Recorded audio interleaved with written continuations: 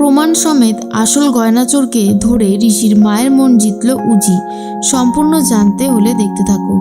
গল্পে শুরুতেই দেখা যায় উজি প্রথম দিনেই চাকরি জয়েন করেছে আর খুশি হয়েছে ঋষি। সেই খুশিতেই উজিকে নিয়ে বাড়িতে চলে এসেছে।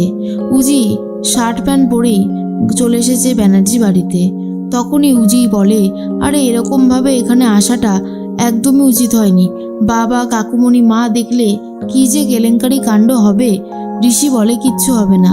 এরপরে নিহারিকা আর কাকুমণি দেখে অবাক হয়ে যায়। তখনই কাকুমণি বলে, তুমি কি আজকেই জয়েন করলে চাকরি নাকি? তখনই ঋষি বলে, হ্যাঁ, আর সেখান থেকেই তো ওকে রীতিমতো ধরে নিয়ে আসলাম। নিহারিকা বলে, বাপরে, একেবারে জিন্স আর শার্ট পরে চলে এসেছো?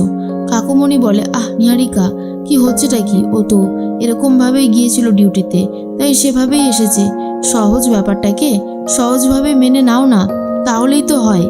এরপরেই দেখা যায় উজি বলে, আসলে অনেক কঠিন পরিশ্রম করে আজকে আমি এই জায়গাটাতে এসেছি। এখানে কয়েকটা মানুষ যেভাবে আমাকে সাপোর্ট করেছে, তাদের সাপোর্ট ছাড়া কোনোভাবেই এত দূর আসতে পারতাম না। এর মধ্যেই চলে এসেছে ঋষির বাবা। আর ঋষির বাবা তখন বলে, আমি জানতাম যে উজিমা ঠিক নিজেকে একটা জায়গায় প্রতিষ্ঠিত করতে পারবেই। উজিমায়ের বুদ্ধি, সাহসিকতা আর মনের জোর অনেক বেশি। এর মধ্যে ঋষি বলে, আজকে আমার সত্যি খুব আনন্দ হচ্ছে যে আমার বউ এত বড় একটা চাকরি পেয়ে গেছে। এর মাঝখানে চলে এসেছে ঐশী আর বলে, বাবা, বাড়িতে চলে এসেছো হঠাৎ করে? তা আগমন কেন?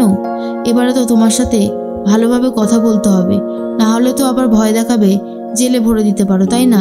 উজি রীতিমতো কি বলবে নিজেই বুঝে উঠতে পারে না। তার মধ্যেই শোভাদেবী কাঁদতে কাঁদতে নিচে এসেছে আর বলে, জানো ঠাকুরপো, খেয়ার ঠাম্মি একটা হার দিয়ে গিয়েছিল খেয়াকে দেওয়ার জন্য। তো সেই হারটা ছিল লকারে ব্যাংকের। সেখান থেকে আমি নিয়ে এসে পালিশ টালিশ করিয়ে রেখেছি যে মেয়ের তো বিয়ে দেব, তখন এটা লাগবে।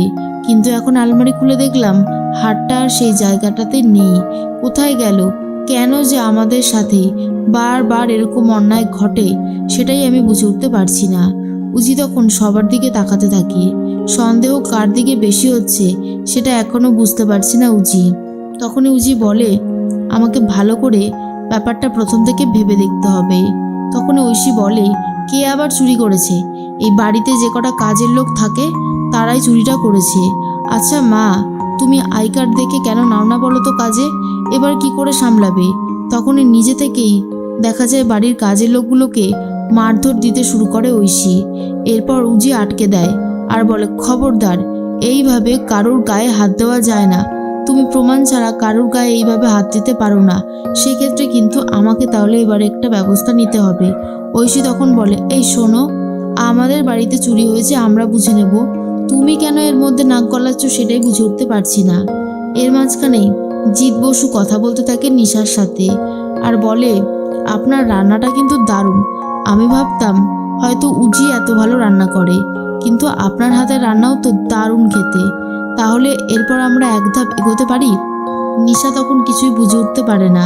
জিৎ বসু বলে, নিশা, আমি তোমাকে আগেও বলেছিলাম, এখনো বলছি, তোমার জন্য ওয়েট করতে রাজি আছি। তুমি প্লিজ একবার অপরাধমূলক জগৎ ছেড়ে ভালো জগতে ফিরে এসো। দেখবে কতটা শান্তি পাবে। টাকা সবসময় শান্তি দিতে পারে না। মানসিক শান্তি পেতে গেলে তোমাকে শান্ত হতে হবে। আমি তোমাকে বলছি, তুমি আমাকে এইটুকু ভরসা করতে পারছো না? এরপর নিশা বলে, জানেন তো, আমারও না একটা স্বপ্ন ছিল, আমার ঘর সংসার হবে, সব কিছু হবে, কিন্তু এক লহমায় সেই স্বপ্নটা ভেঙে চুরমার হয়ে গেছে। কিন্তু জিৎ বসু বলে, তাতে কি হয়েছে? আমি তো আছি, আমি আপনার স্বপ্নটাকে আবারও সুন্দর করে সাজিয়ে দেব যদি আপনি চান। এরপরে নিশা ইমোশনাল হয়ে পড়ছে। অন্যদিকে ঐশী বলে, এই কাজের লোকগুলোই চুরিটা করেছে, কিন্তু উজি চলে গেছে বাঁচাতে কাজের লোকগুলোকে, কারণ ঐশী কাজের লোকগুলোকে খুবই মারধর দিচ্ছিল আর বলছিল এটা এদেরই কাজ। কিন্তু এরপর উজি সমস্তটা সার্চ করবে বলে ঠিক করে, তাই চলে যায় প্রথমে শোভাদেবীর ঘরে আলমারিতে, যেখান থেকে চুরিটা হয়েছে সেখানে তন্ন করে সার্চ করতে থাকে। ঐশী তখন বলে, কি হচ্ছেটা কি? তুমি ঘরের মধ্যে ঢুকে কি করছো? কি সার্চ করছো তুমি? তোমার তো ধান্দা খুব একটা ভালো না। এরপরে উজি বলে, আমি এখানে এসেছি সমস্ত কিছু সার্চ করতে। তখনই ঐশী বলে, কেন কেন তুমি এখানে এসেছো, কিসের জন্য?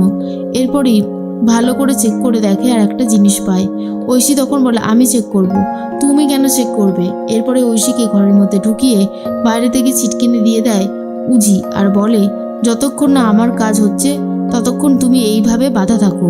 রীতিমতো শোভাদেবী বলে, কি হলো? আমি তো কিছুই বুঝতে পারছি না কি হচ্ছে। ঋষি বলে, দেখাই যাক না উজি চোরটাকে ধরতে পারে কিনা। এরপরে যখনই শোভাদেবীর আলমারি চেক করছিল তখনই একটা ক্রিস্টালের ব্রেসলেট খুঁজে পায়, যেটা কিনা ঐশীর। ঐশী ওই ব্রেসলেটটা বারবার করে পরে। ওই ব্রেসলেটটা যে ছিঁড়ে পড়ে গেছে সেটা খেয়ালও পর্যন্ত করেনি ঐশী। তারপরেই ঐশীর ঘরে গিয়ে ঐশীর আলমারি খুঁজতে শুরু করে দেয় উজি, আর কিছুতেই ঐশী খুঁজতে দেবে না। তখনই শোভাদেবী বলে, আচ্ছা ঠিক আছে, আমি বলছি কি একটু শান্ত হ। এই ক্রিস্টালটা রেখে দিয়েছে উজি। তারপরেই দেখায়, এই যে গয়নাটা দেখো তো, এটা কি না? এরপর শোভাদেবী বলে, হ্যাঁ এটাই তো সেই গয়না। ঐশী, তুই নিজের বোনের গয়না চুরি করেছিস? তুই এতটা নিচে নেমে গেছিস, আর কতটা নিচে নামবি বলতো? এরপর ঐশী আর কি বলবে বুঝে উঠতে পারছে না। ঐশী বুঝতে পারে সে ধরা পড়ে গেছে। তখন নিশা কথাই বারবার ভাবতে থাকে উজি, যে আমার দিদির তো অভাব ছিল, কিন্তু এদের তো কোনো অভাব নেই, কিন্তু এদের তাও চাই। শোভাদেবী বলে, তোর বিয়ের সময় তোকে আমি কত গয়না দিয়েছি, আর তুই এখন ছোট বোনের গয়নার দিকে হাত বাড়িয়েছিস?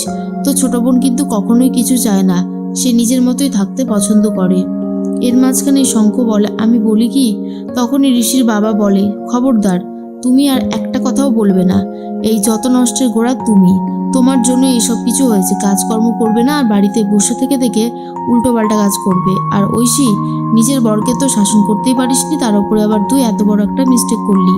এরপর ঋষি বলে, দিদি তোর গয়না লাগবে সেটা তো আমাকে বললেই পারতিস, এইভাবে চুরি করার কি ছিল? ঐশী তখন বলে, বলো বলো, সবাই মিলে একসাথে যা ইচ্ছে তাই বলো। কি বলবে আর বলো, চুপ করে গেলে কেন?